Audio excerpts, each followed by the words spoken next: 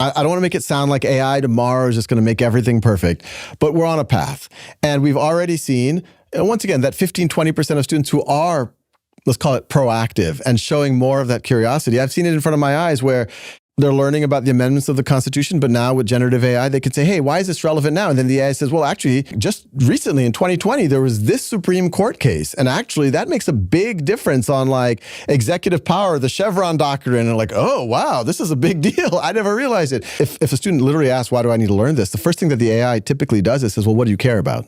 And the students say, I want to be a professional athlete. I want to do this. And the AI will remember that. There's ways to reset it and clear it. And so it's not creepy. But like, then in the future, it can proactively say, well, since you said you want to be an athlete, this molecule, ATP is crucial.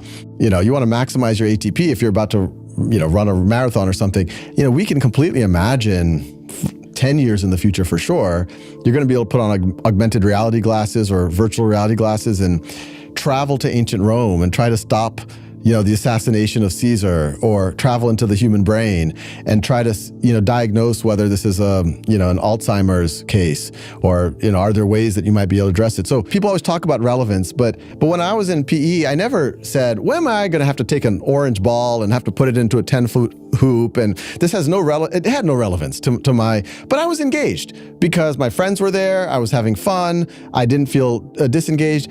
I do think that sometimes the relevance question is missing the mark a bit. Like math, to some degree, the real beauty of math isn't in its application, it's in its inherent beauty. And I think the reason why a lot of kids start saying, oh, when am I going to need to learn this, is they have so many gaps that they've disengaged. So they're just protecting their self-esteem. If you can fill in those gaps, I saw this with my cousins. Some of my cousins were saying, oh, I'm not a math person, I hate math, this, that.